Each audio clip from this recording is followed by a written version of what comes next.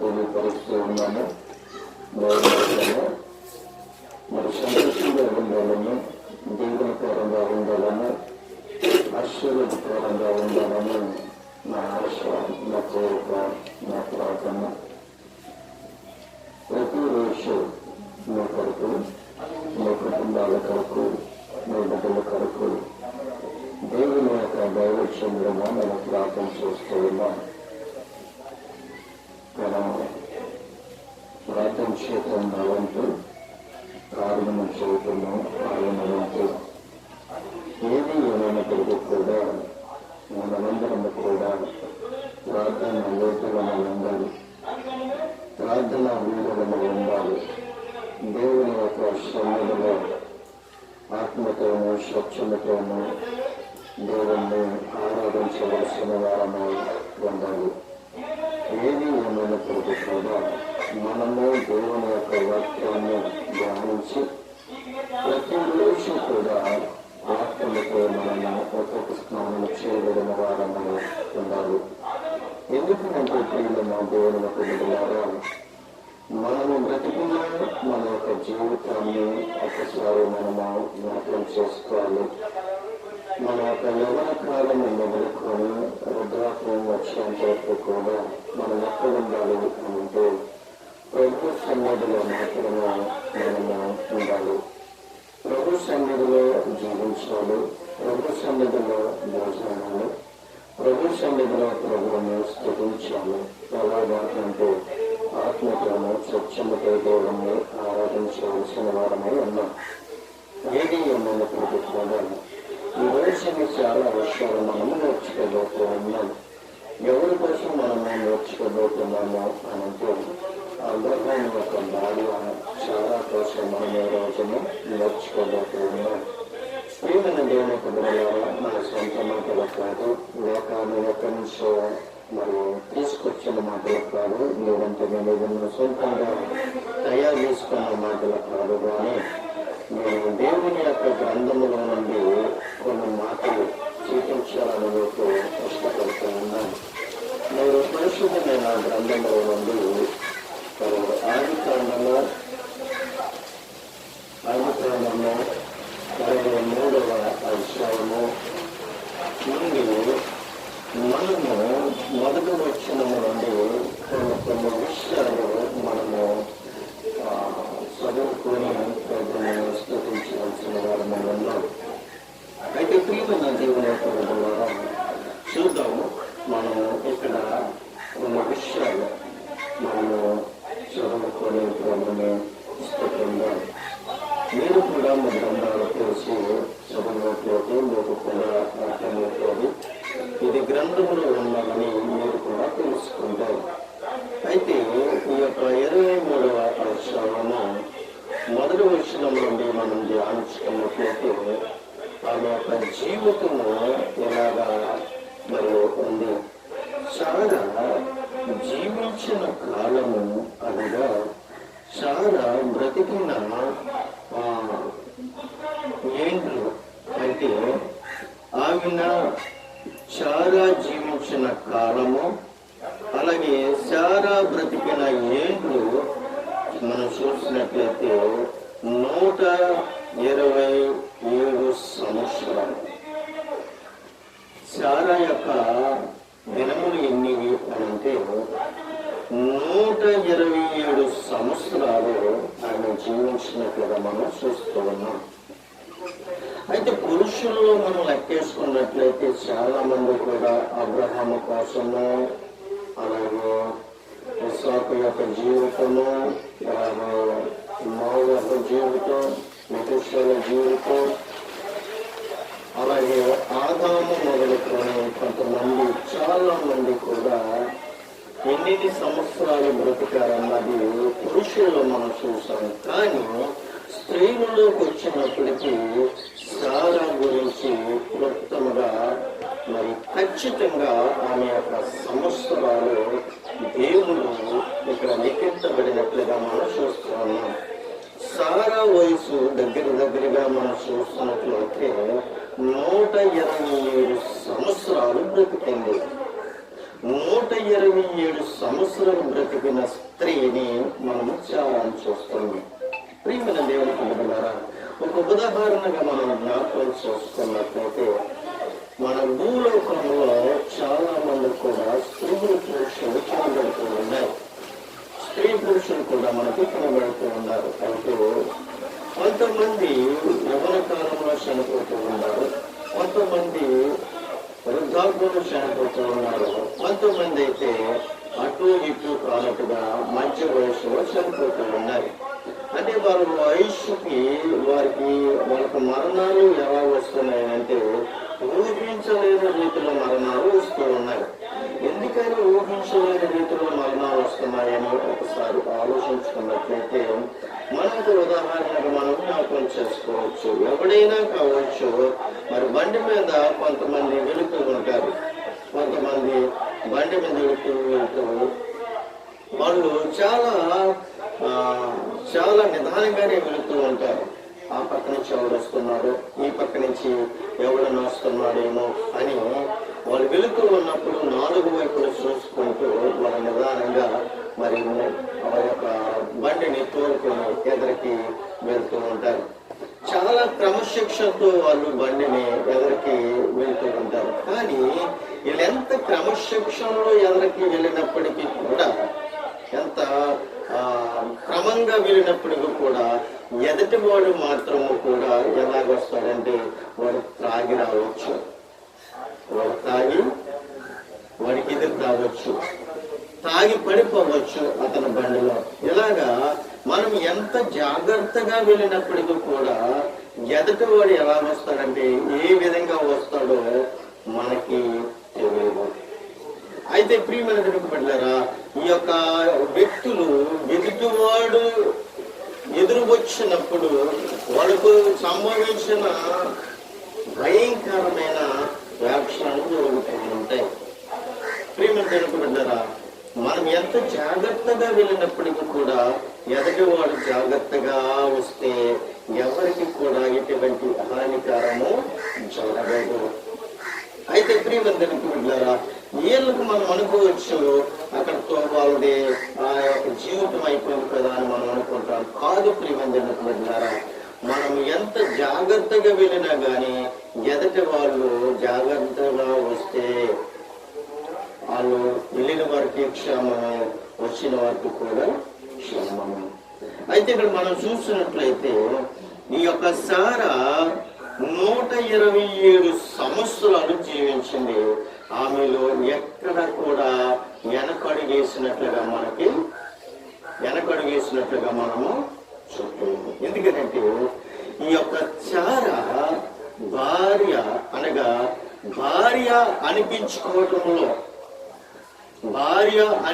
అనిపించుకోవటంలో ఉత్తమమైన స్త్రీ అని నేను అనుకుంటూ ఉన్నాను. ఎందుకంటే ఈ యొక్క సారా తన భర్తని ఏనాడు కూడా తక్కువగా మాట్లాడలేదు, ఏ ఒక్క రోజు కూడా తక్కువగా మాట్లాడలేదు. తన భర్తని ఎలా గౌరవించింది అంటే నా యజమానుడా అని పిలిచేది. ప్రతిరోజు కూడా తన భర్తని నా యజమానుడా అని ఉచ్చరించింది, గౌరవించింది, ప్రేమించింది. భర్త యొక్క అడుగుజాడలో నడిచిన స్త్రీ అని నేను ఈ రోజునే మీకు ముఖాముఖిగా తెలియపరుస్తూ ఉన్నాను. అయితే 127 సంవత్సరాలు జీవించింది. 127 సంవత్సరాలు జీవించిన తర్వాత ఏమేమి చేసిందంటే మృతి పొందినట్లుగా మనం చూస్తూ ఉన్నాం. చాలా మంది స్త్రీ పురుషుల్లో 20 సంవత్సరాలు బతకొచ్చు, లేదంటే 40 సంవత్సరాలు బతకొచ్చు, లేదంటే 60 సంవత్సరాలు బతకొచ్చు, లేదంటే 70 సంవత్సరాలు బతకొచ్చు. కానీ ఈ యొక్క సారా 127 సంవత్సరాలు బ్రతికి ఆమె మృతి పొందినట్లుగా మనం చూస్తూ ఉన్నాం. 2వ వచనంలో కనబడుతుంది కదా, సారా కానాను దేశమందలి హెబ్రోను కిర్యాతర్బులో మృతి పొందెను. అప్పుడు అబ్రహాము సారా నిమిత్తము అంగలార్చుటకు ఆమెను గూర్చి ఏడ్చుటకు వచ్చెను అని ఇక్కడ ఈ యొక్క 2వ వచనంలో మనం చూస్తున్నాం. ఎప్పుడైతే సారా 127 సంవత్సరాలు బ్రతికి ఆమె మృతి పొందినప్పుడు, ఆ యొక్క భార్య మృతి పొందినప్పుడు అబ్రహాము వేరొక దేశంలో ఉన్నట్లుగా ఈ యొక్క లేఖనంలో మనం చూస్తూ ఉన్నాం. అంటే వేరొక ప్రాంతంలో అబ్రహాం ఉన్నాడు. ఏమి వేరొక ప్రాంతంలో అనగా హెబ్రోను కిర్యతర్బులో మరి అనేక ప్రాంతంలో ఉన్నట్లుగా మనం చూస్తూ ఉన్నాం. అయితే ఈ యొక్క సారా నిమిత్తము మరి ఈ యొక్క అబ్రహాము ఏం చేశాడంటే అంగలార్చుటకు భార్య దగ్గరకు వచ్చాడు. చూడండి ప్రియమైన బిడ్డలారా, భార్య భర్తలు కూడా ఒకరికి ఒకరు అర్థం చేసుకున్నట్లయితే ఆ కుటుంబంలో ఏ కలతలు రావు. భార్యాభర్తలు ఆ యొక్క కుటుంబంలో సంతోషంగా జీవించాలి, సంతోషంగా ఆనందంగా గడపాలి అన్న ఒక ఆలోచన ఉండాలి. కానీ ప్రతి కుటుంబంలో ఎలా ఉంటుంది అంటే కీచులాట్లు ఆడుకుంటూ, దుర్భాషలు మాట్లాడుకుంటూ ఒకరికి ఒకరు ఏరైపోయిన సందర్భాలు కూడా మనము చూస్తూ ఉన్నాం. కానీ భార్య పట్ల భర్త ఏం చేయటానికి వచ్చాడంటే ఏడ్చుటకు, ఏడవడానికి వచ్చాడు. ప్రేమంజనకు బిడ్డారు. ప్రేమ అంటే 127 సంవత్సరాలు వచ్చినప్పటికీ కూడా భార్య మీద భర్తకున్నంత ప్రేమ ఇక్కడ మనం చూస్తున్నాం. 127 సంవత్సరాలు బ్రతికి మృతి పొందిన భార్య మీద అబ్రహాముకి ఏం కలిగిందంటే ప్రేమ కలిగింది. ప్రేమ కలగటమే కాదు ప్రియమంజన బిడ్డలారా, దుఃఖము కూడా కలిగినట్లుగా మనం చూస్తున్నాం. ఏడ్చినట్లుగా మనం చూస్తున్నాం. ఏడవడానికి వచ్చినట్లుగా మనం చూస్తున్నాము. 3వ వచనంలో చూసినట్లయితే అబ్రహాము మృతి పొందిన తన భార్య ఎదుట నుండి లేచి ఏతు కుమారుణ్ణి చూసి, మీ మధ్యన నేను పరదేశిగాను పరవాసిగాను ఉన్నాను. ఏమంటున్నాడు? మీ మధ్యన నేను పరదేశిగాను పరవాసిగాను ఉన్నాను అని చెప్తూ ఉన్నాడు. అయితే ప్రియమైన దేవుని యొక్క బిడ్డలారా, పరదేశిగాను పరవాసిగాను ఉన్నాను అని చెప్తూ ఉన్నాడు. అయితే అబ్రహాము వేరొక ప్రాంతం నుండి వేరొక ప్రాంతానికి దేవుని చేత పంపబడిన తర్వాత అక్కడికి ఆ యొక్క ప్రాంతంలో అక్కడ మృతి పొందినట్లుగా అబ్రహాము భార్య మృతి పొందినట్లుగా చూస్తున్నాం. ఈ యొక్క అబ్రహాము ఎవరి దగ్గరికి వెళ్ళి మాట్లాడుతూ ఉన్నాడు అంటే ఏతు కుమారుల యొద్దకు వెళ్ళి వారిని చూసి అంటున్నాడు, మీ మధ్య నేను పరదేశిగా ఉన్నాను. నాది దేశం కాదు, నాది ఈ పట్టణం కాదు, నాది ఈ పల్లె కాదు, కానీ నేను ఎక్కడి నుంచి వచ్చానంటే పరదేశిగా వచ్చాను. నిజమే ప్రియమైన దేవునికి బిడ్డలారా, నాది ఈ పట్టణం కావచ్చు, లేదంటే నాది వేరొక పట్టణం కావచ్చు, కానీ అబ్రహాము పరదేశిగా వచ్చాను అని చెప్తున్నాడు. అంటే దేవుని యొద్ద నుండి పంపబడిన వాడిగా నేనున్నాను. దేవుని యొద్ద నుండి పంపబడినగా ఉండి ఈ లోకంలో నేను జీవించినంత కాలము ఈ లోకంలో నేను ఒక మానవుడిగా జీవించాను. కానీ దేవుడు నన్ను తిరిగి మరి ఒక ప్రాంతానికి పంపించాడు. ఆ ప్రాంతం నుంచి నేను ఈ ప్రాంతానికి వచ్చాను.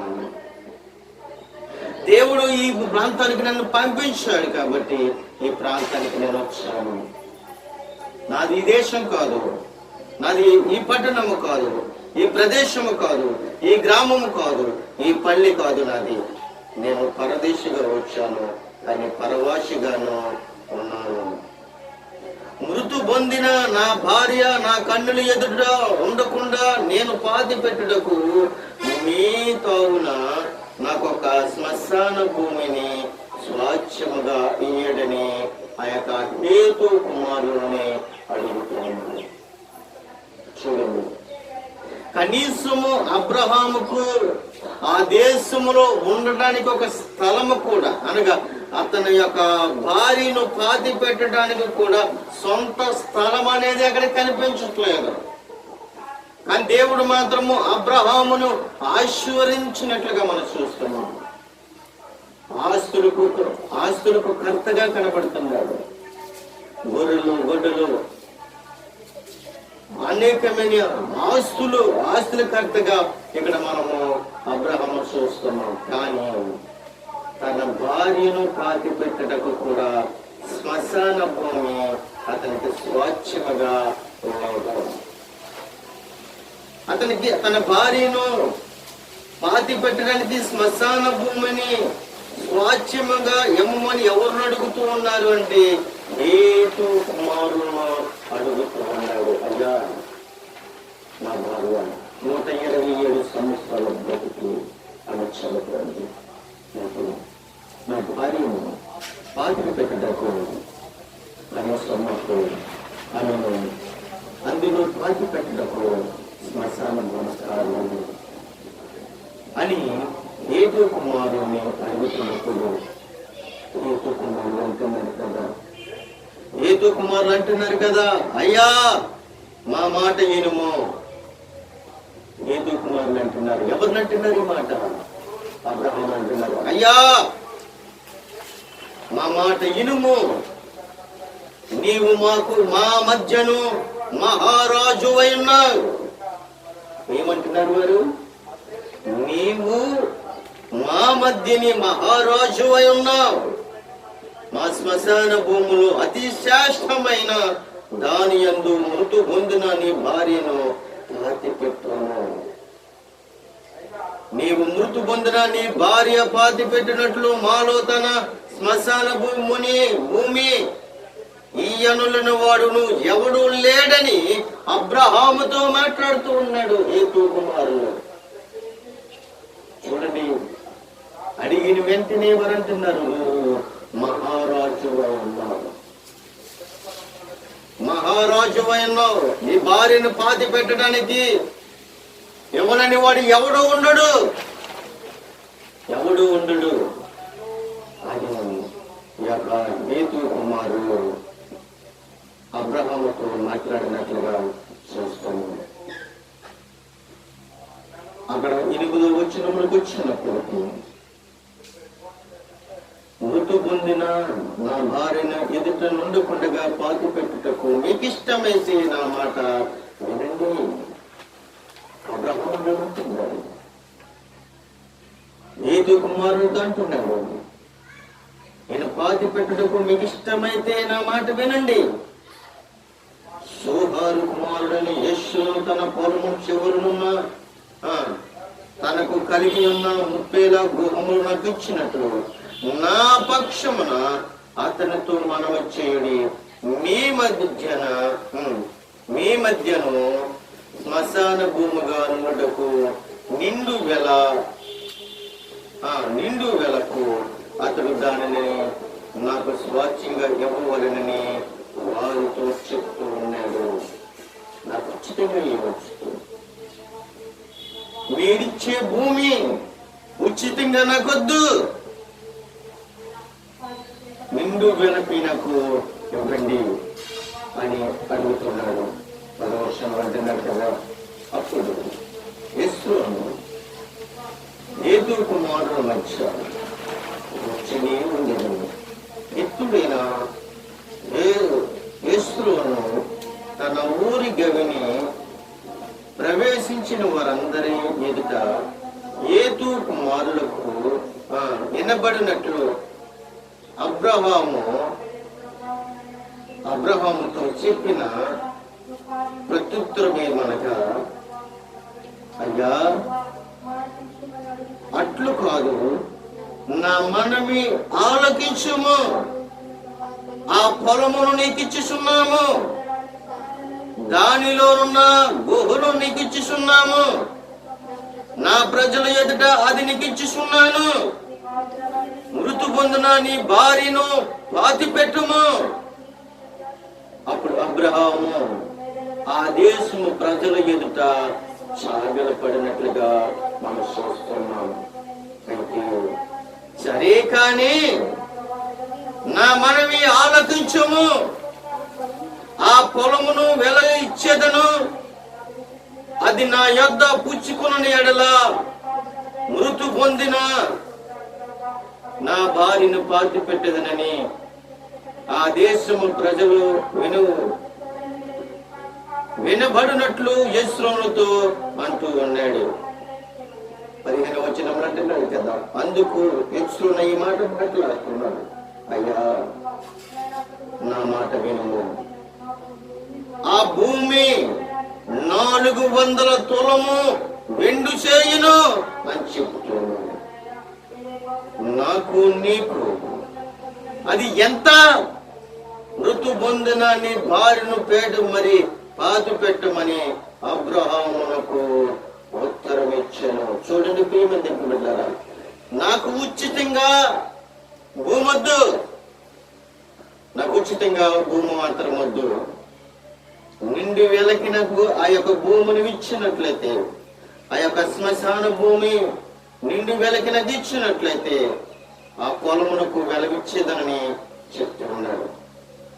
అయితే యెస్రోను అంటున్నాడు కదా, అయ్యా అబ్రహామా, అయ్యా నా మాట వినుము, ఆ భూమి దగ్గరగా 400 తులము వెండి చేయను అని చెప్తున్నాడు. నాకు నీకు ఇదే ఎంత? నీకు గాని నాకు గాని ఈ వెలంత చాలా చిన్నది. అది 400 తులము వెండి చేయొచ్చు, అది 400 రూపాయలు విలువ కావచ్చు, కానీ అది ఎంత? అది నీకు నాకు చాలా చిన్నది. నా దృష్టిలో పెద్దదవ్వచ్చేమో గాని అది నీ దృష్టిలో మాత్రము చిన్నదిగా నాకు కనబడుతూ ఉంది. మృతు పొందిన నీ భార్యను పాతి పెట్టమని అబ్రహాముతో మాట్లాడినట్లుగా మనం చూస్తూ ఉన్నాం. అయితే ప్రియమైన దేవుని బిడ్డలారా, అక్కడ మనం చూస్తున్నట్లయితే అబ్రహాము 16వ వచనం, అబ్రహాము యెస్రోను మాట వినెను కాబట్టి హేతు కుమారుడు వినబడినట్లుగా యెస్రోను చెప్పిన వెల అనగా వర్తకులతో చెల్లు 400 తులములు వెండి అబ్రహాము చూసి అతనికిచ్చినట్లుగా మనం చూస్తున్నాం. వర్తకులతో చెప్పాడు, ఆ 400 తులములు వెండి చూసి వాళ్ళకి ఇచ్చినట్లుగా మనం చూస్తున్నాం. అయితే అలాగిన మామ్రే ఎదుటనున్న 30 ఎందలి యెస్రోను పొలము అనగా ఆ పొలమును దాని ఎందలి గుహను దాని పొలిమేరంతటిలోనున్న ఆ పొలము చెట్లనియు ఏమై ఉన్నాయి ఇక్కడ, అతని ఊరి గవిని ప్రవేశించు వారందరిలో హేతు కుమారులు ఎదుట అబ్రహాముకు స్వాచ్ఛముగా స్థిరపరిచినట్లుగా మనం చూస్తూ ఉన్నాం. తన భార్యకు 400 తులము వెండిని చూసి ఒక హేతు కుమారుల యొక్క పొలము కొన్నట్లుగా మనం చూస్తూ ఉన్నాం. ఈ రోజుల్లో ఒకసారి మనం ఆలోచించడం చేసినట్లయితే మన భూ ప్రపంచంలో చాలా మంది తల్లిదండ్రులు చనిపోవచ్చు, బంధుమిత్రులు చనిపోవచ్చు. తీసుకెళ్ళి ఎక్కడో దూరంగానే కనబడని చోట ఏం చేస్తారంటే తీసుకెళ్ళి సమాధి చేసి ఇంటికి వచ్చేస్తారు. కానీ ఇక్కడ మనం నేర్చుకోవలసిన విషయం ఏమిటి అంటే, ప్రతి ఒక్కరికి కూడా వారికి ఒక స్థలం అనేది ఉండాలి. ఎందుకనంటే అబ్రహాము తన భార్య నిమిత్తము డబ్బులు ఇచ్చుకొని శ్మశాన భూమి తన భార్య నిమిత్తం కొన్నట్లుగా మనం చూస్తున్నాం. చాలా మంది కూడా సొంత తలాలలో సమాధులు చేసినట్లుగా మనం చూస్తున్నాం. నిజమే ప్రియమైన ప్రతి ఒక్కరికి కూడా సొంతము అనేది ఏదో ఒకటి ఉండదు. గుర్తుగా ఇది మా తాత సమాధి, మా మామ సమాధి, మా నాన్నమ్మ సమాధి, మా అమ్మమ్మ సమాధి, మా కుటుంబ సమాధి, ఇలాగా తెలుసుకోవడం కొరకు ఒక భూమి నీకున్నట్లయితే ఎక్కడికో తీసుకెళ్లి పడేయవలసిన అవసరం లేదు. కానీ వృత్తిగా మనకు ఒక భూమి ఉండాలని ఇక్కడ అబ్రహాము చూసుకొని మనం నేర్చుకోవలసిన అంశాలు చాలా ఇక్కడ కనబడుతూ ఉన్నాయి. ప్రియమైన దేవుడికి పడినారా, 19వ వచనం అంటున్నాడు కదా, ఆ తరువాత అబ్రహాము కానాను దేశములో హెబ్రోను మామ్రే ఎదుటనున్న 30 పొలము గోహములో తన భార్య అయిన శారాని పాతి పెట్టెను. చూడండి ప్రియమందరూ, 30 పొలములో తన భార్యను పాతి పెట్టినట్టుగా చూస్తున్నాం. అబ్రహాము యొక్క భార్య శారానే కాదు, అక్కడ ఇంకా కనపడితే ఇంకా కొన్ని విషయాలు అక్కడ మనం చూడొచ్చు. ప్రియమందరూ, ఆ పొలంలో దానిలో యేతు కుమారుడు శ్మశానం వరకు అబ్రహాముకు స్వచ్ఛంగా స్థిరపరిచినట్లుగా మనం చూస్తూ ఉన్నాం. అయితే మనము ఈ రోజుని చాలా ప్రాముఖ్యముగా సూచించే విధంగా బైబిల్లో మనం చూసినట్లయితే మరణించే సమయానికి వయసు వేయబడిన స్త్రీ ఆమె ఒకతే అనే సత్యమును గమనించవలసిందే ఉన్నాం. కిర్యతర్బ అనే ఒక పట్టణము తర్వాత హెబ్రోనుగా ప్రతిష్ఠ చెందినట్లుగా మనం చూస్తూ ఉన్నాం. అబ్రహాము సంస్కృతిలో ఒక కుటుంబ సభ్యుడు. అయితే ఆ కుటుంబ యొక్క సభ్యుడు మరణించిన వాని ఎముకలు ఒక గుహలో ఉంచే బాధ్యత ప్రతి కుటుంబ సభ్యుల పైన ఆనాడు ఉండేనట్లుగా మనకి కనబడుతూ ఉంది.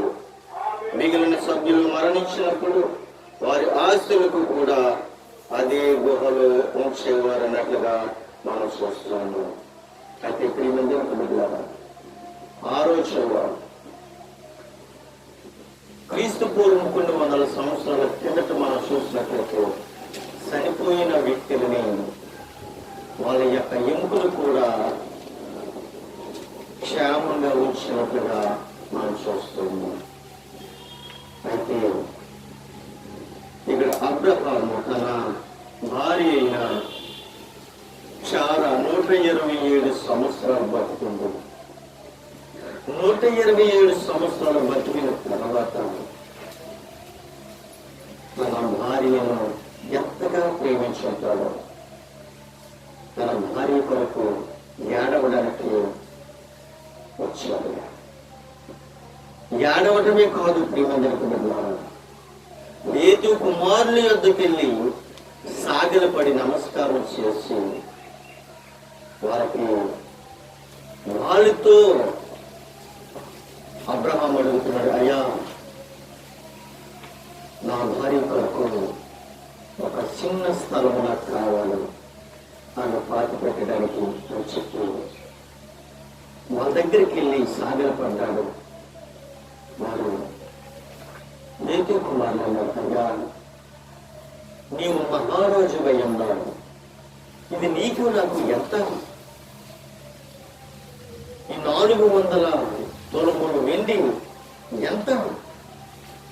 ఇది నాకు ఎక్కువే గాని ఇది నీకు చాలా చిన్నది అని చెప్పినప్పుడు ఆ 400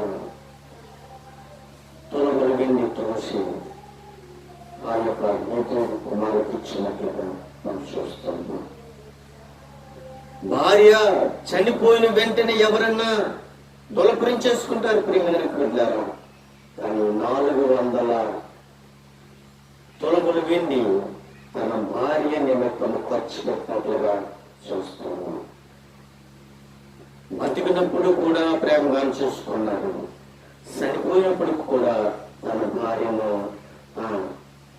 ప్రేమగానే చూసుకున్నాడు. అయ్యో చనిపోయింది కాదని విడిచిపెట్టేయకుండా, తీసుకెళ్లి పడవేయకుండా, తీసుకెళ్లి సమాధి చేయకుండా నా భార్య కొరకు ఒక స్థలము ఉండాలి అని అతని యొక్క ఉద్దేశాన్ని నేను చాలా గౌరవిస్తూ ఉన్నాను. ప్రతి ఒక్క భార్య భర్తలు అర్థం చేసుకోవాల్సిందంటే పెళ్లి పెట్టెల మీద ప్రమాణాలు చేయటం కాదు, కానీ భర్తకి కష్టం వచ్చినప్పుడు భార్య తోడే ఉండాలి, భార్యకి కష్టం వచ్చినప్పుడు భర్త తోడే ఉండాలి. అదే తప్ప కానీ పెళ్లి పెట్టెల మీద దొంగ ప్రమాణాలు చేసి భార్యకి కష్టం వచ్చిందని, భార్యకి వ్యాధి అయిపోయిందని విడిచిపెట్టి వెళ్ళిపోవడం కాదు. భర్త వ్యాధిలో ఉన్నాడు, బాధలో ఉన్నాడు, ఇబ్బందుల్లో ఉన్నాడు, అప్పులు బాలైపోయాడని భర్తని విడిచిపెట్టి వెళ్ళిపోయిన భార్యకి విలువ లేదు. ఎందుకంటే భార్య భర్తలు బిడ్డలు అంగహీనులుగా పుట్టారని విడిచిపెట్టి వెళ్ళిపోయిన తల్లిదండ్రులు ఎంతో చూస్తున్నాం.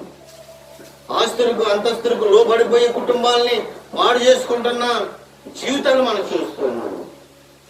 అటు విధంగా ఉండకూడదని సురేషని నేర్చుకున్నాను. ఎందుకంటే అబ్రహాము తన భార్యను ఎంత ప్రేమించాలో ఇక్కడ మనం చూస్తున్నాం. తన భార్య నిమిత్తము కాళ్ళ మీద పడడానికి కూడా వెనకాడలేదు అబ్రహాము.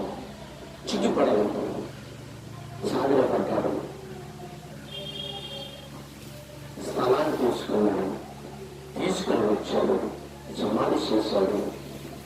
నేటికి ఆ సమాధి అక్కడే ఉన్నట్లుగా మనం చూస్తూ ఉన్నాం. ఈ యొక్క ఆదికాండము 23వ అధ్యాయము నా జీవితం మార్చింది, నా హృదయాన్ని తాకింది. ఈ యొక్క మాటలు నీ హృదయాన్ని తాకిందని, నీ కుటుంబాన్ని తాకిందని నేను అనుకుంటూ ఉన్నాను. ప్రతి ఒక్కరు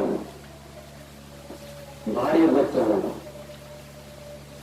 భర్త చనిపోయినప్పుడు కాదు, భార్య చనిపోయినప్పుడు కాదు, కానీ భర్త బ్రతుకుండగానే, భార్య బ్రతుకుండగానే ఈ యొక్క ప్రేమను చూపించండి. భర్తను గౌరవించండి, భార్యను గౌరవించండి, సమాజంలో గౌరవంగా బ్రతకండి. అంతే తప్ప కానీ అసహాయించుకునే స్థితి కానీ, కోపగించుకునే స్థితికి కానీ, ఛేదరించుకునే స్థితి కానీ మనం రాకూడదు. ప్రతి ఒక్కరు కూడా వాక్యానుసారంగా జీవించాలని, వాక్యంతో బ్రతకాలని, ప్రతిరోజు కూడా వాక్యంతో మీరు ధ్యానించాలని తెలియపరుస్తున్నారు.